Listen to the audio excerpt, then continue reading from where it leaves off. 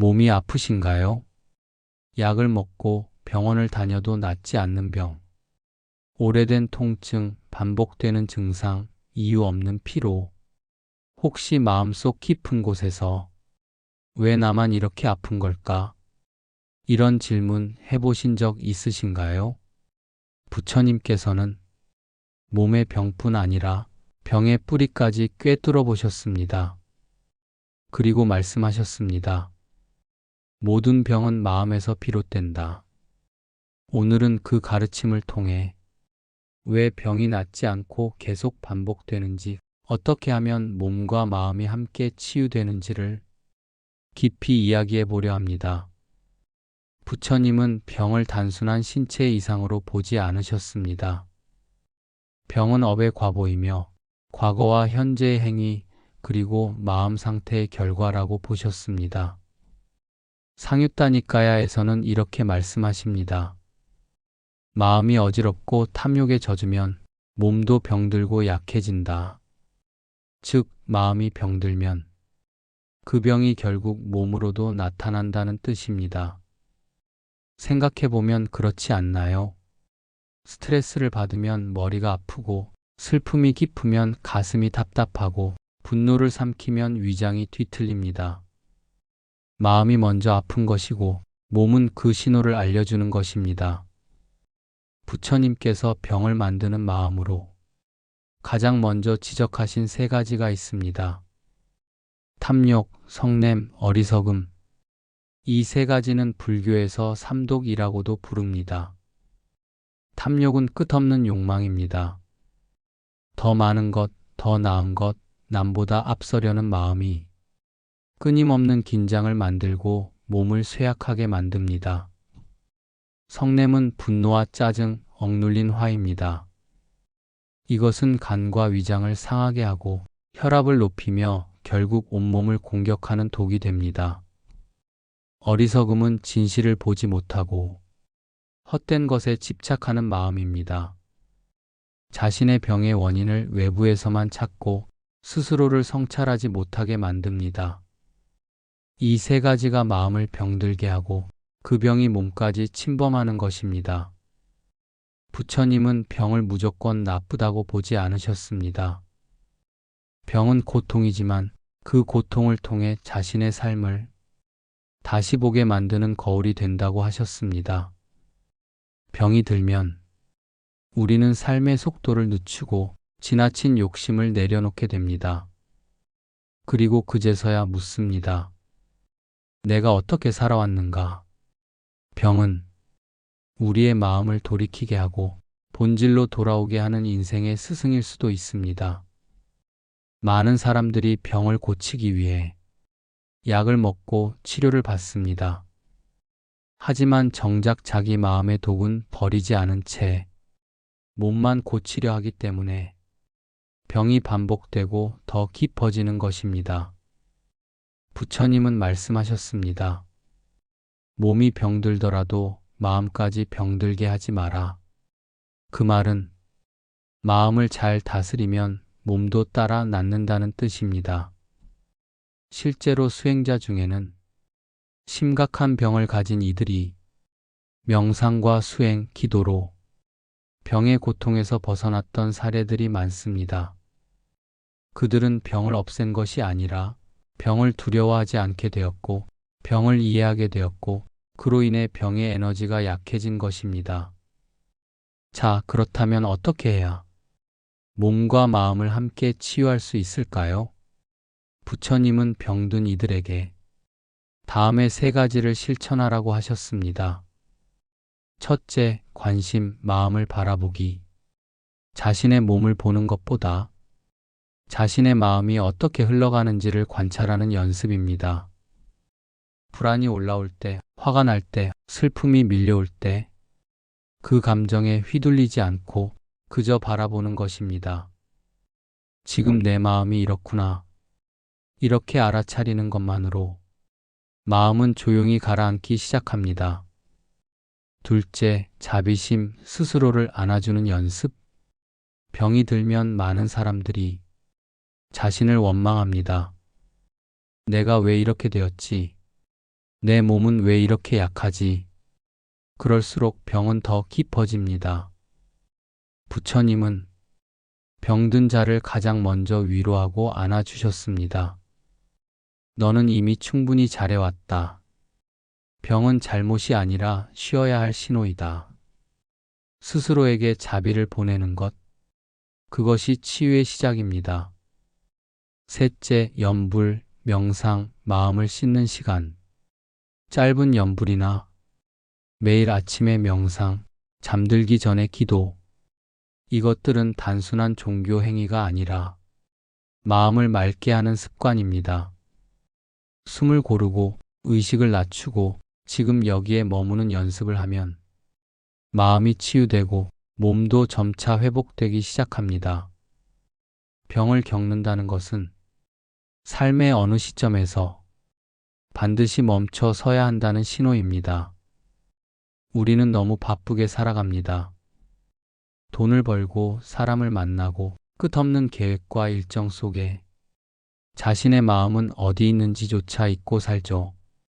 그런데 병이 오면 강제로 그 모든 걸 멈추게 됩니다. 그리고 묻습니다. 정말 중요한 게 무엇이었는가? 이 고요한 물음 속에서 우리는 진짜 나와 마주하게 됩니다. 삶의 속도를 늦추지 않으면 느낄 수 없었던 것들을 병은 조용히 알려줍니다. 가족의 따뜻한 손길, 마음 써주는 한마디, 햇살 아래 앉아있는 평온한 시간. 이런 소중한 것들을 비로소 병을 통해 느끼게 되는 것입니다. 마음이 가득 차 있을수록 몸은 더 무거워집니다. 근심, 걱정, 후회, 미움. 이런 것들이 마음을 짓누르고 그 에너지가 그대로 몸에 전해집니다. 그래서 부처님은 무소유를 가르치셨습니다. 단지 물질적인 무소유만을 말한 것이 아닙니다.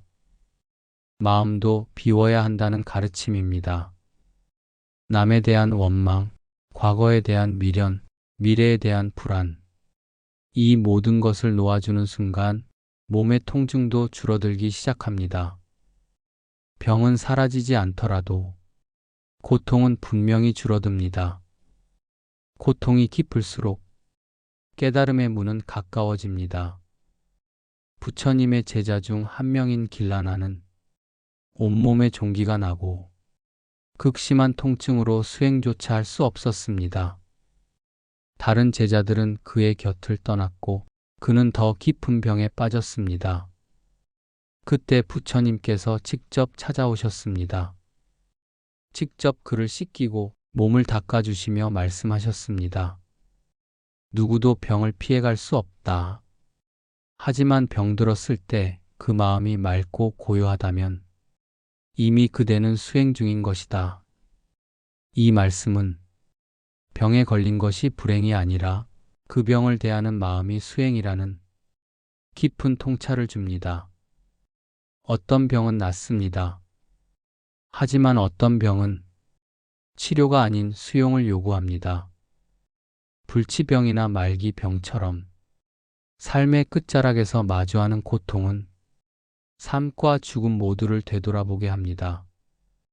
부처님께서는 죽음 또한 삶의 일부이며 두려워할 것이 아니라고 말씀하셨습니다.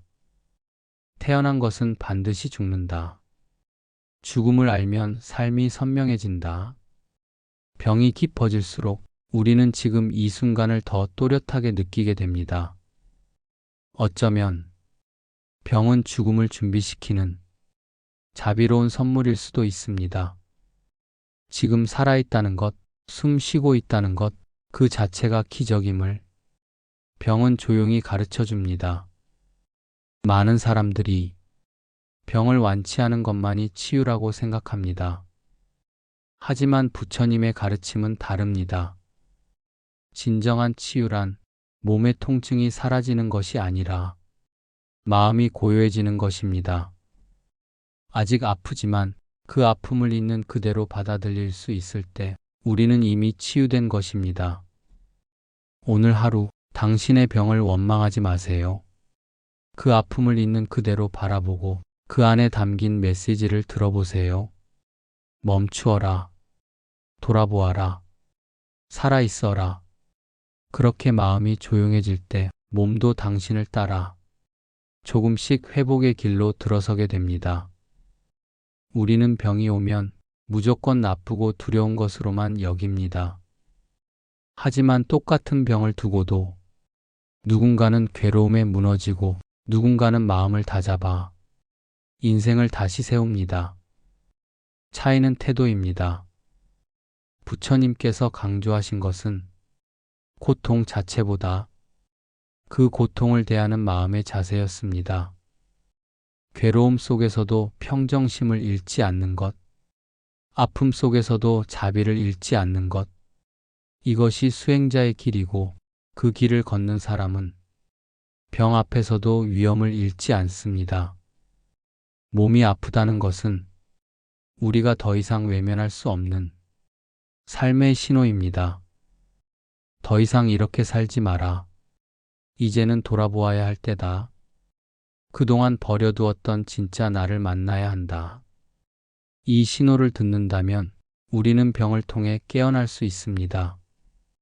아픔이 없었다면 절대 하지 않았을 생각, 병이 없었다면 보지 못했을 감사들, 모든 고통은 결국 나를 다시 삶으로 이끌기 위한 부처님의 손길일지도 모릅니다. 어떤 사람은 병상에 누워서도 수행합니다. 움직이지 못해도 숨을 느끼고 마음을 바라보며 고통을 있는 그대로 받아들이는 법을 배웁니다. 그 사람은 몸은 누워있지만 마음은 일어나 있습니다. 지금 아프시더라도 괜찮습니다. 아프면서도 수행할 수 있습니다. 누운 자리에서 숨을 가만히 느껴보세요. 몸이 보내는 고통의 신호를 그저 바라보며 받아들여 보세요. 그 순간 당신의 마음이 일어섭니다. 부처님께서는 이렇게 말씀하셨습니다. 이 또한 지나가리라. 지금의 고통이 아무리 크고 어두워 보여도 영원한 고통은 없습니다. 병도 마찬가지입니다. 완치되지 않더라도 고통은 언젠가 가라앉고 마음은 반드시 평온해집니다. 아픔이 클수록 자신에게 더욱 자비를 베푸세요. 몸에게 말해주세요. 그동안 너무 힘들었지. 이제 괜찮아.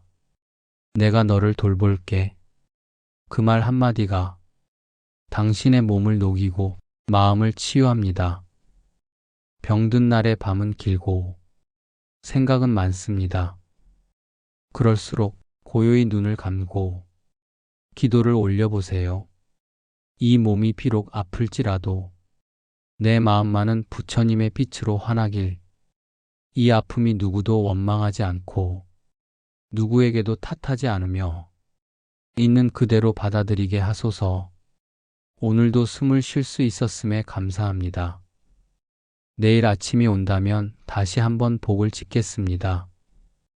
이 짧은 기도 한 줄이 당신의 하루를 감싸줄 것입니다. 병은 고통입니다. 하지만 그 고통이 당신의 삶을 바꾸는 기회가 될 수 있습니다. 몸이 아픈 것은 마음이 보내는 마지막 신호일 수 있습니다. 그 마음을 들여다보고 자비로 감싸주고 부처님 말씀으로 위로받는다면 그 병은 더 이상 저주가 아니라 축복의 문이 될 수 있습니다. 부디 오늘 이 영상을 통해 몸뿐 아니라 당신의 마음까지 편안해지기를 기도드립니다. 병은 때로 삶을 무너뜨리기도 하지만 삶을 바로 세우기도 합니다. 부처님은 말하셨습니다. 마음이 고요하면 몸도 그 고요함을 따라온다. 치유는 완치가 아닙니다. 진짜 치유는 마음이 아프지 않게 되는 것입니다.